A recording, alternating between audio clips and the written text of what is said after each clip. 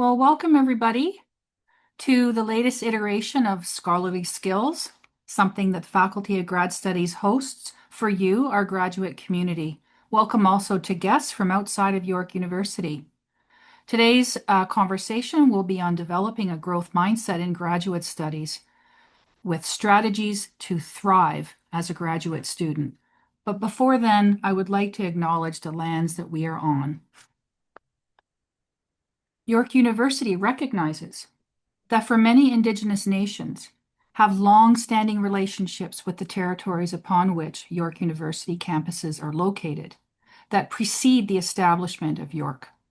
York University acknowledges its presence on the traditional territory of many Indigenous nations.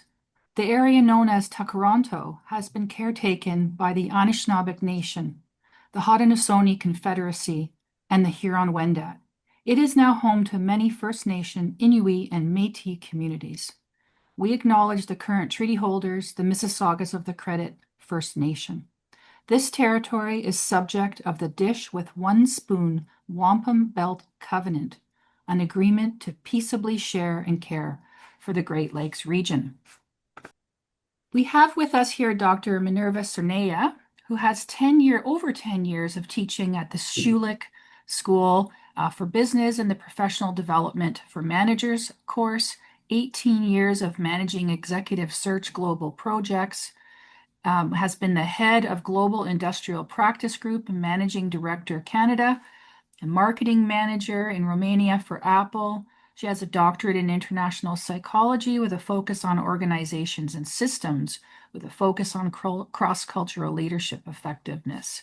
Has worked in 18 countries, traveled in 49, my goodness, fluent in English, French, and Romanian. And with that, colleagues, I'd like to turn now to our colleague who's going to enlighten all of us. Welcome, Minerva, and thank you. Thank you so much, Cheryl, and thank you for the very nice introduction and a little bit the background on mindset and grit. And welcome everyone today. And we are going to cover a little bit in the today session why growth mindset matters in grad school, the unique challenges you are likely facing. We will do a couple of short exercises to help you reframe the common thought patterns. We will also dig into imposter syndrome, then shift into practical self-advocacy tools, confidence scripts, a simple 7-day action plan, and finally, some resources you can use right away. To start, let's look at why a growth mindset is so important in graduate school. Grad school rewards iteration, not perfection. Your drafts, your pilot studies, your half-finished analysis, they are all part of the process.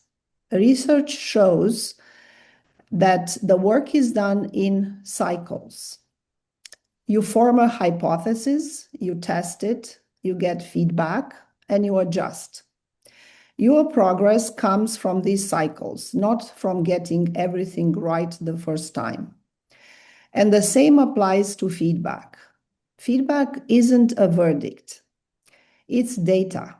When you get comments from your supervisors or reviewers, try narrowing it down to just 2 or 3 targeted changes. Ask yourself, what is the smallest change that would meaningfully move this forward? Ambiguity is also completely normal in graduate education. Success criteria are often negotiated. So if you are unsure, co-create a timeline or a rubric with your supervisor. And here's a mindset shift that helps many people. Instead of thinking, I need to prove that I am smart, try shifting to, how can I improve the work? If you want an example, imagine getting 60 comments back on a paper. Instead of panicking, cluster them. Maybe structure, methods, and writing style could be some of these clusters, and set up short, focused work sessions around each cluster. And before we move on, feel free to pop into the Q&A. One area where seeing feedback as data might help you unlock your next step. Now we've talked about why mindset matters. Let's acknowledge why grad school can feel heavy. Graduate students juggle multiple competing priorities: coursework, research, teaching, assistantships. One strategy that really helps is a weekly 30-minute planning ritual where you choose just 3 must moves and have a time of 60 minutes focus block each weekday to work on what is important for you at the time. Power dynamics can also create uncertainty. If expectations feel unclear, try confirming them in writing. Something like, here's what I understand the priorities to be, and you name them. Does this align with your expectations? And this is just to get the confirmation that you are or you are not on the right track. And if you are not, to make adjustments. There's also the pressure to publish and present, and the comparison culture that comes along with it. For your sanity, track only the metrics you can control, like hours of deep work, drafts shared, or data sets cleaned. And finally, graduate school comes with emotional load. Your identity can get tied to your output. And for some of you, there may also be funding or visa pressures. What we call the failure CV, which means including all your errors, mistakes, failures, and what you learned from them, can help normalize setbacks, and regular check-ins with peers can reduce isolation. It is important to understand that the only way we learn is through error, to making errors, reflecting, and continuing the work to continuously improve. Before we shift into what growth mindset actually is, let me ask you to write in the Q&A, take a few seconds, which of these challenges is the loudest for you this month?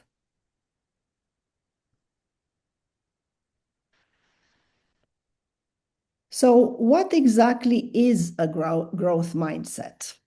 Carol Dweck describes it as the belief that abilities can be developed over time through effort, good strategies, and feedback. A fixed mindset sounds like, I'm just not good at this, while a growth mindset will reframe that and would sound like, I can get better with practice. When students adopt a growth mindset, they are more willing to seek feedback, take on challenges, and bounce back from setbacks. It also reinforces self-advocacy, because when you believe you can grow, asking for help becomes a strength, not a weakness. Some practical ways to build this mindset include using the word yet. For example, I don't understand this concept yet.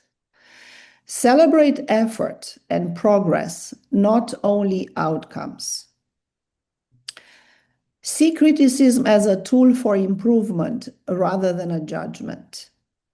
Research also shows that the growth mindset supports long-term adaptability, which matters not just in academia, but in your career and personal well-being in general. So how do we turn these ideas into action? Let's look at that next. For this next exercise, I will read a fixed mindset statement, and I would like you to take about 10 seconds to rewrite it using a growth mindset perspective. When you reframe it, try to make it specific and time-bound. For example, my experiment failed. I'm not a good researcher. This will become the experiment gave me information. I will adjust the variables and try again. Or I'm a weak writer. This will become my drafts need structure. I will use a template and get feedback by Friday. I am bad at statistics. This will become, I'm building my stats skills. I will complete 2 short tutorials and meet with a consultant by Friday. I would put it here also a deadline. So I'll give you a few seconds to think about what could be for you a fixed mindset statement and how would you reframe that having growth mindset as an approach. Keep in mind that a good reframe always ends with a behavior you can control.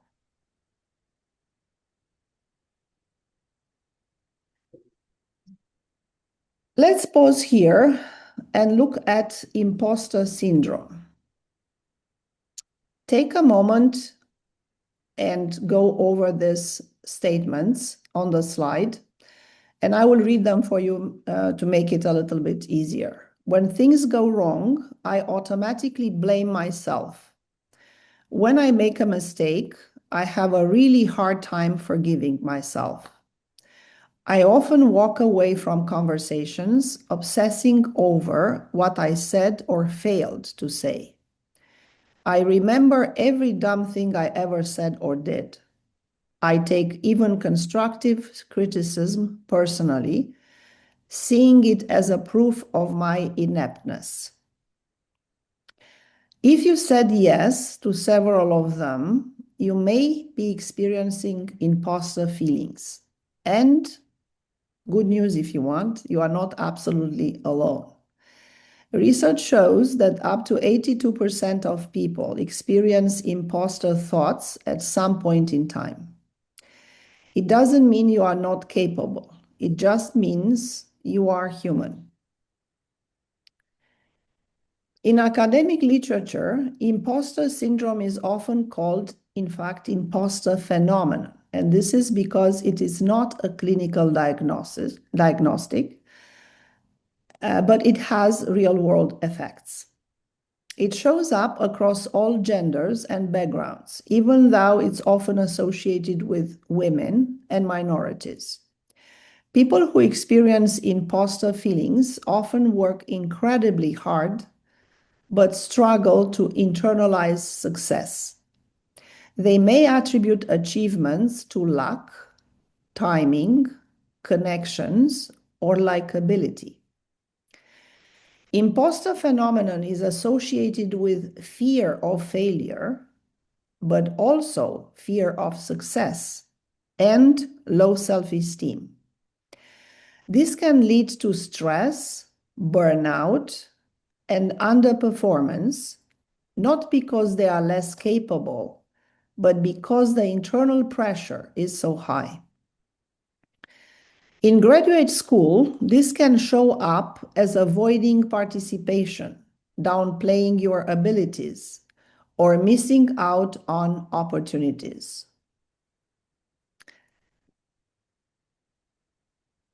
Imposter syndrome thrives in silence. When students internalize these doubts, they reinforce negative self-perceptions. External factors such as competitive environments, lack of representation, and unrealistic expectations exacerbate this issue. The first step to overcoming imposter thoughts is awareness. From there, strategies like reframing, tracking achievements, mentorship, and simply talking about these feelings with peers can be incredibly powerful. Now let's look at how these feelings often show up in different competence types. Understanding what your competence type is can help you understand the source of your imposter feelings. For a more complete understanding of these competence types, I would recommend you to read a very good book about this topic, The Secret Thoughts of Successful Women and Men: Why Capable People Suffer from Imposter Syndrome and How to Thrive in Spite of It. It is written by Valerie Young, and you have the reference on the slide. Here are 5 common imposter competence types. You may see yourself in one or in several of them. There is the perfectionist, the one who believes everything must be 100%. Then there is the natural genius, who feels that true competence means things should feel easy. The expert is the one who believes they must know everything before starting. The rugged individualist, who feels that must do everything alone. And the super student, who believes they must excel in every role all at once. Each type has its own inner rule, often starting with should, always, or never. Once you identify your type, you can begin to reframe those rules. Not everything deserves 100%. Success takes time. You don't need to know everything. You just need to know where to find the answer. It's okay to ask for help. It's okay also to say no. Now, let's put this into practice, into a quick reflection exercise. For this reflection, choose the imposter pattern that shows up most often for you. Step A, think of a specific moment from the last week or two where this pattern appeared. Maybe a message you didn't send or something you over-prepared for. Step B, identify the inner rule under the behavior. It might be, I should always know the answer, or if I can't do it perfectly, I shouldn't do it at all. Step C, reframe it with a growth-aligned belief. Something like version 1 gives me data, or asking early speeds up the project. And then step D, choose one small behavior you can try this week. Something that takes 15 minutes or less. For example, sending a rough draft or asking one clarifying question. And turn this into one sentence like, I'll share version 3 of my literature review with my supervisor by Thursday. Feel free to share your sentence in the Q&A if you want to do it. If not, it's just your own work. And you will have this recording so you can refer back to it and do these exercises at your own pace. Minerva, we do have one. I'll just read it out for, I'd like you to hear it too. Lovely. I don't think this is good enough to share, in quotations, is been reframed well, saying, I'm making progress refining this work or idea, and I'm open to suggestions. Oh, amazing. Thank you so much for sharing. Very good reframing. Yes. And moving forward, if you find any other sharings in the Q&A, feel free to stop me, Cheryl. Will do. Because it's a little bit more difficult for me to navigate. Thank you so much. Appreciate it. Next, let's talk about self-advocacy, which is really about understanding your needs, communicating them clearly, and taking action to meet them. Self-advocacy begins with self-awareness, knowing your strengths, your challenges, and what support you need. Then comes communication, stating those needs professionally and directly. And finally, action, following through. Students who advocate for themselves often experience improved academic performance, stronger relationships with faculty, and greater access to opportunities. And of course, this doesn't stay at the level of studies. It's also going further when you start your career, you have your job, and again, you have to advocate for yourself. Barriers to self-advocacy include fear of judgment, lack of confidence or perceived lack of confidence, and cultural norms that discourage assertiveness. Overcoming these barriers requires practice and mindset shifts. In grad school, self-advocacy can look like asking for clarification, seeking extensions when appropriate, getting connected to mental health or academic support, applying for opportunities, or negotiating responsibilities. It is not entitlement.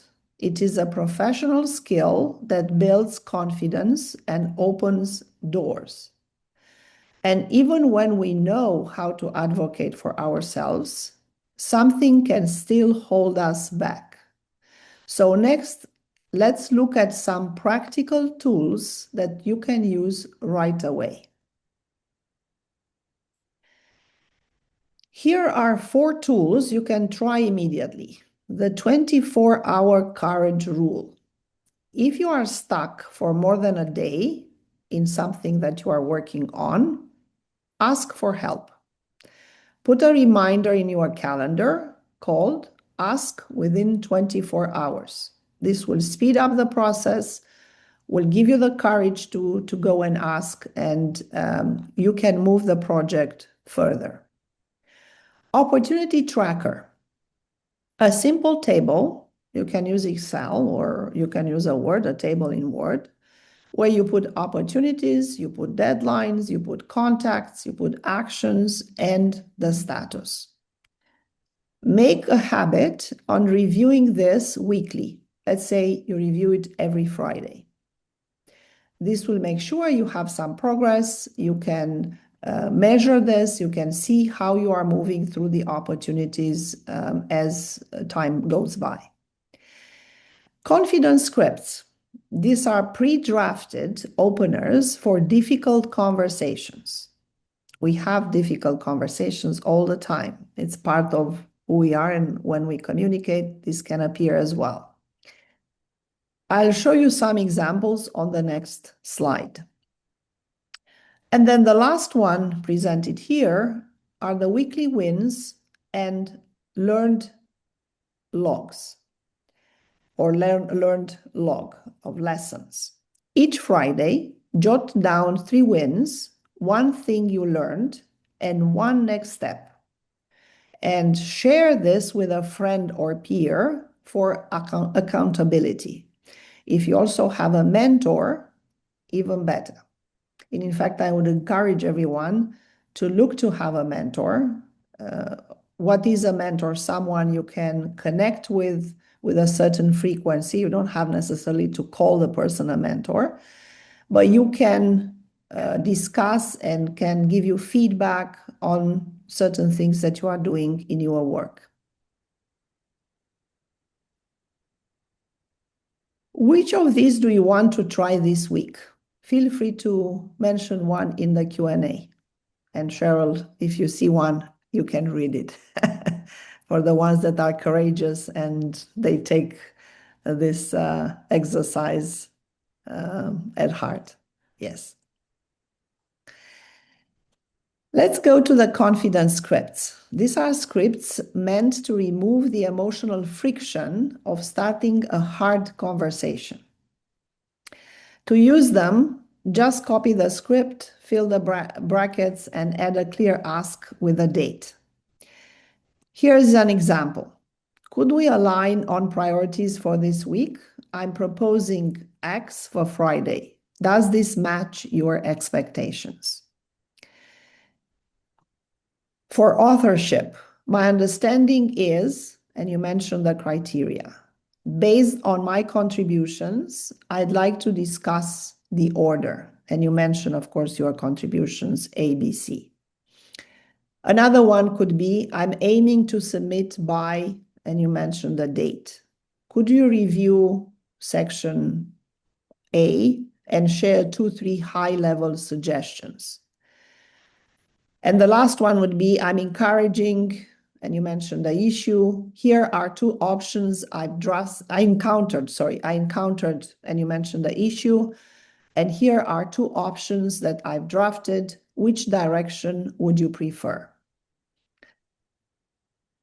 As you can see in the confidence script, the main rule here is that you mention what is the issue, then you propose something, and you ask for feedback or buy-in to see if your proposal works for the person that you are having the conversation with.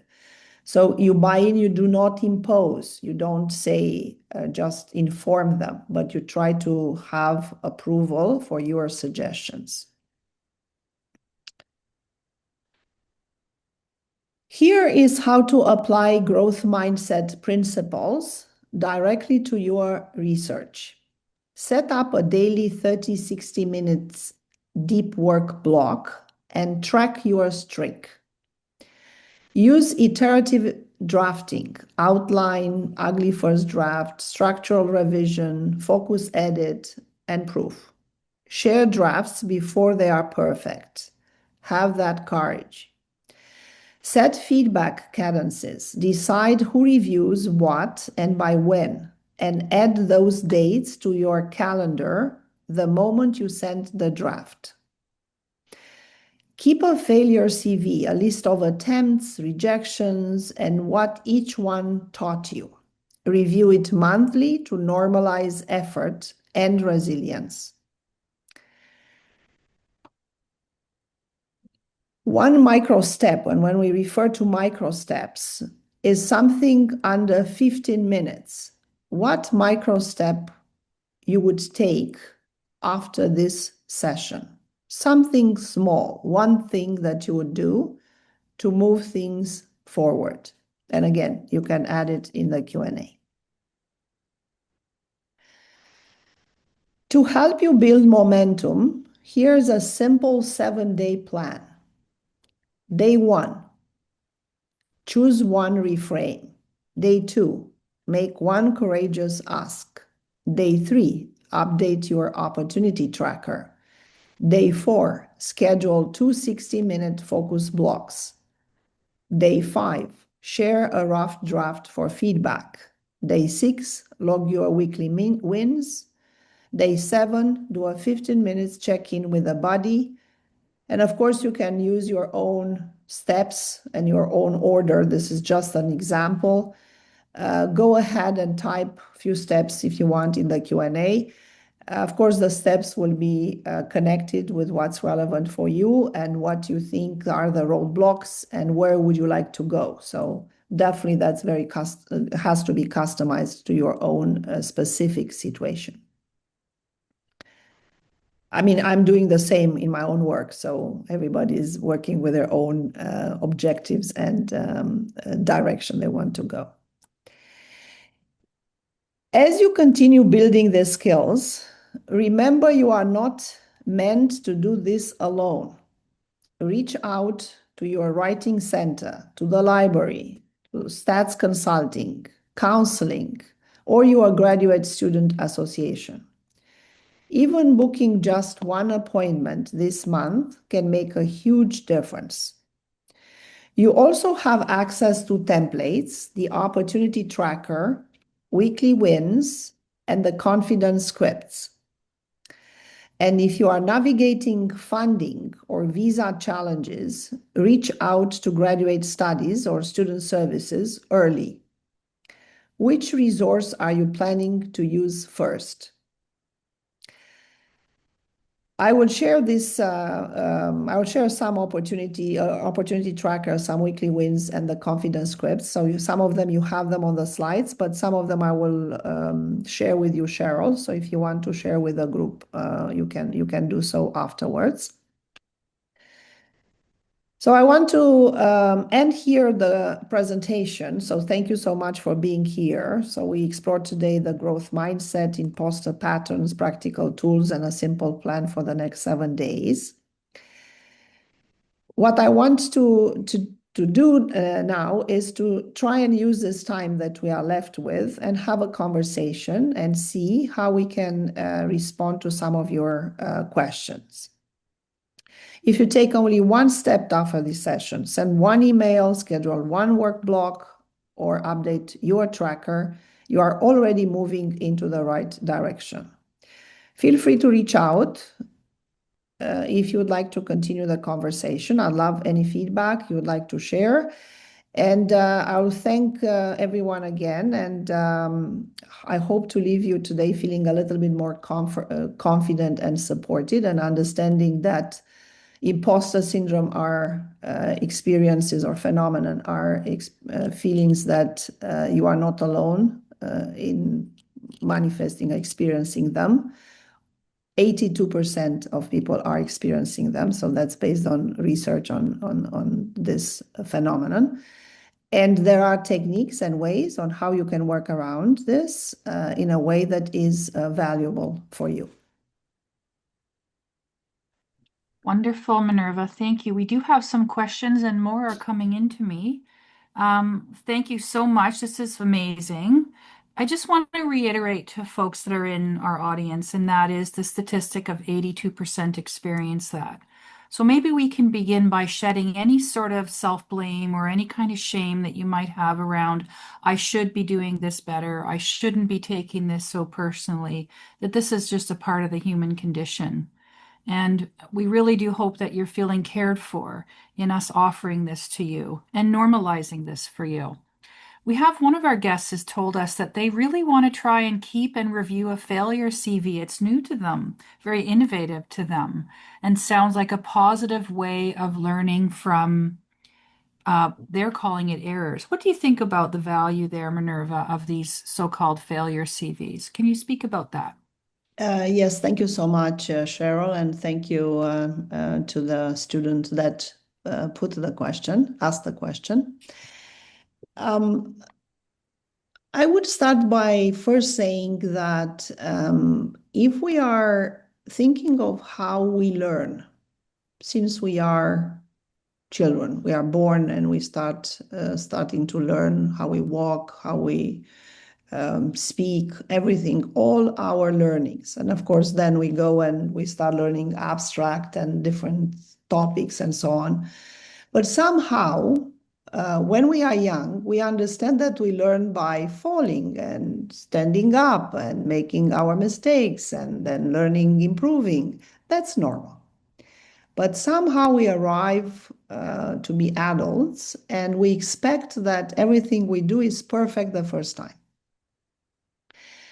And I'm starting by saying this because this failure CV, in fact, incorporates what is extremely valuable in the learning process is the error, the mistake. The mistake is like a pearl, is an exceptional, valuable moment because it allows to think about what is next. What do you learn from that failure? And how you move forward. It's exceptional. It's in fact something to celebrate. I am aware that there is also the element of the cultural element. In different parts of the world, failures are perceived in different ways. In some parts, they are celebrated. In some parts, not so much. And if we come with that cultural element as well, we have to unlearn certain things and to be able to move forward. But being able to look at our errors, reflect and think about how we are moving forward. So a mistake happening once is okay. Happening twice is okay. If it happens 3 times, then okay, we can discuss that. But the idea here is what do you learn? And having this reflective mindset that every day you take some time and you think about what did you learn today from potential errors and how tomorrow you are going to do better. That's an exceptional, valuable behavior that will influence your progression in whatever you are doing. I mean, not only studies, anything pretty much. So Yeah, failure CVs are very valuable too. yeah. I think the trick would be for me would be not to sort of fixate on the mistake, Yes. which is a little bit of a tendency, overthinking it, going back to it. This is very helpful. We have some of our guests that are interested in mentoring mentors. How do you find a mentor? And what would you suggest, Dr. Minerva, would be some of the characteristics and attributes that would make someone good mentor material? Um, I would say that generally speaking, culturally, again, anchoring in the Canadian culture, Canadians are very open to help, nice people open to help. And the general idea here is that what is a mentor? It's somebody that helps you, guides you on and provides some feedback and helps you progress in the stages of your career, life. Can have different forms. How do you find a mentor? Because the challenge is sometimes you label like this and you ask somebody directly, do you want to be my mentor? And the person says, oh, no, no, because I don't know what it means. So not everybody understands what it means. So I think what's important is to understand, what do you need? What kind of conversations would you like to have? And based on this, the type of conversations, because you can have conversations about, I don't know, the particular project that you are in. Let's say you have a certain research with a certain focus. So obviously, a very valuable mentor would be someone that have done research in a similar space. So you could approach this person for a conversation that doesn't have to be necessarily labeled like mentor or mentorship. Having the conversation is like a coffee chat, if you want, and understanding if there is an alignment and indeed there is a conversation and there is some potential help this person can provide. And the question that would you mind being my mentor should also come with what you understand by that. That could mean having, I don't know, 3, 5, 6 meetings, maybe every month, let's say half an hour or an hour. They could be virtual. If you would like to have in person, you can again suggest. It's a little bit related also to the script of the difficult conversation. So you propose something and you want to get the buy-in.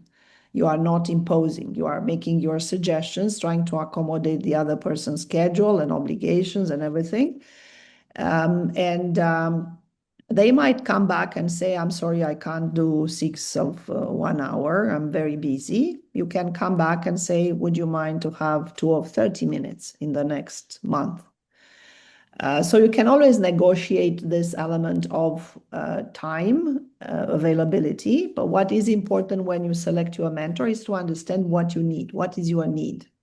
Yeah, it's like creating like a little bit like a job description of your need, what exactly or what the profile of the person should be.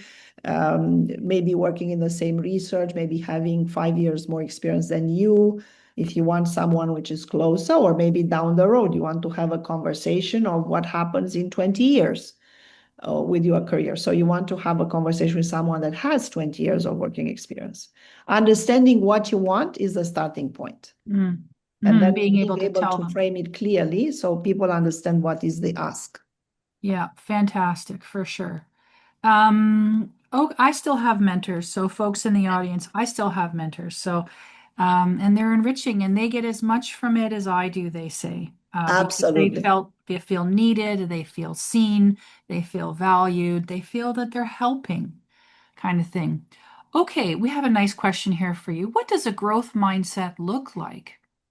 If a student keeps getting critical feedback on the same issue, like writing or methods or presentation, and it just doesn't feel like they're improving. Um, so the growth mindset, and I would say this is a difference here in having what we were talking about, making an error 3 times, the same error 3 times. So the idea is to understand what was the error, the mistake, and then how you address to improve on that particular mistake, not repeating the mistake again and again.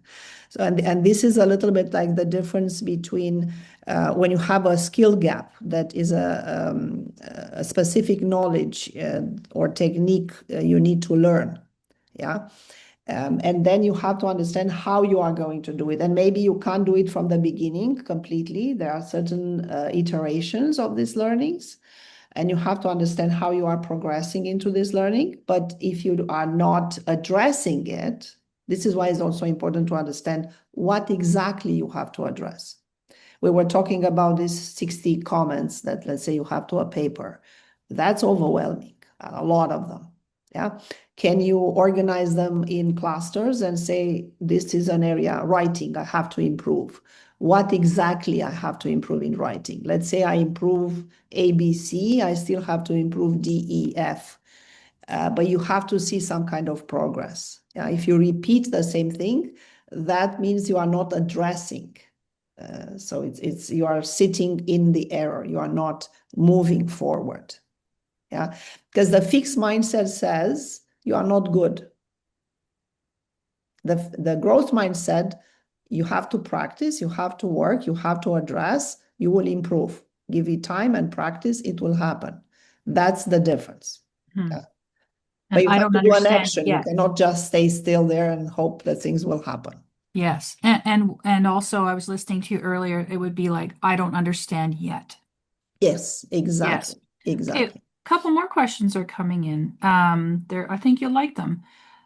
One is I struggle with unclear expectations in my relationship with my supervisor. How can I use a confidence script to clarify these expectations respectfully? Um, I would say that, I mean, very good question. And I would say that this can happen quite frequently because every time we communicate, sometimes, and it depends also on the channels, but sometimes it can happen that this communication leaves some areas unclear. And we sometimes we go into assumptions, and assumptions can be very dangerous. And it's very good if there is this intention to clarify the expectations by asking. But the question is, how do you ask them so that they sound that they are respectful?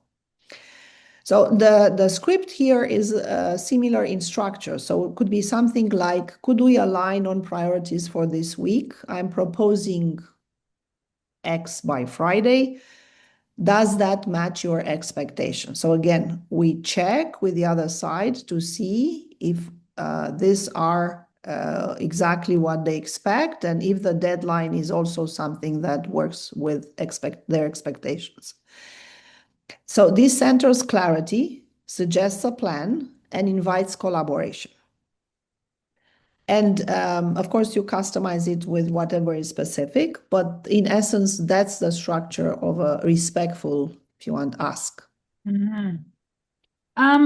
Lots of questions about perfectionism have come in. I'm going to try and sort of lump them in together. They all matter. They're all good. Thoughts about perfectionism. So what should I do when my perfectionism stops me from sharing drafts because they just don't feel good enough? They never feel good enough. So perfectionism is an imposter syndrome competence type, one of them. And is the one where you said you have to be perfect 100%. And if you want to operate, to address it, you have to reframe the thinking around this. And something like first version is useful to give me data. And you can share a 70% completeness paper to emphasize iteration instead of perfection. It's useful because it speeds also the process. So you send it out, you receive feedback, and then you incorporate that and you move forward. Yeah, you don't need to expect And interesting because we talk about this and it's a little bit connected, but I wanted to mention it here as well. As you see a job description and you want to apply for a job and you don't apply because you say, I don't have 100% matching the requirements. Please don't do that. When they write job descriptions, they write them as for the supermen and superwoman and super students. But the expectations are somewhere around 70, 80%. If you have that, the rest you can learn. Yeah, you can develop on the job. You don't have to have everything because otherwise there is no progression. So I'm just saying this perfectionist can attack us from many angles. Yeah, so we have to be very careful not to be stuck, because then we can't move. We just wait for that perfect paper or document. And I'm not saying to be sloppy.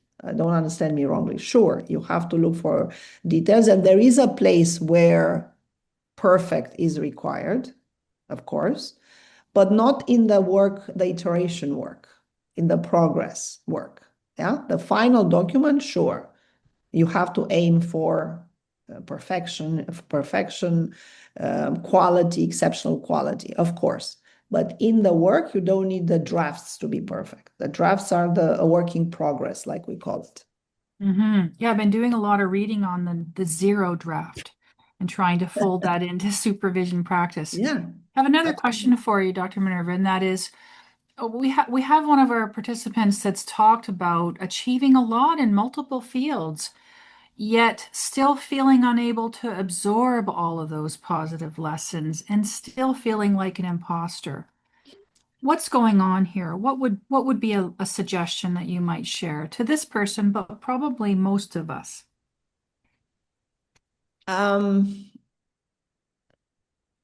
I think it comes from the fact that, and it's interesting that you have demonstrated achievements, but you tend to look on the areas where you are still growing, and you cannot decouple them. So instead of saying, okay, I have these exceptional achievements, recognize them. And here I'm still learning. I'm new on my job, or I'm new on this thing. It will require me some time until I'm reaching my peak. It's normal. So normalizing this learning process, recognizing, and we have to recognize here there is also some social pressure as well. Sometimes society expects us to be perfect all the time at everything. And it's not realistic to do that. So also as a society, we have to take an active role in recognizing that people are growing in their roles, in what they are doing. It's a continuous improvement. It's not static. Yeah, so you are not already at this level and that's it. It's also everything changes, so the learning is continuous. So if you are perfect yesterday, probably tomorrow you are not, because something changed and you still have to learn. So if we change the mindset, and we recognize, first of all, we should recognize also our achievements, because it's one thing we noticed with people that have imposter syndrome, they minimize their successes. They cannot even celebrate the successes. They say, yeah, well, that's nothing. This one, I can't do it perfectly. And in fact, recognizing that you have done some exceptional things, it does help you position that, okay, you can. It's just a matter of time and practice, and you are going to do the next one very good. So that's a mindset and changing behaviors, I would say. That's the way to move forward, not to be stuck in this. Mhm.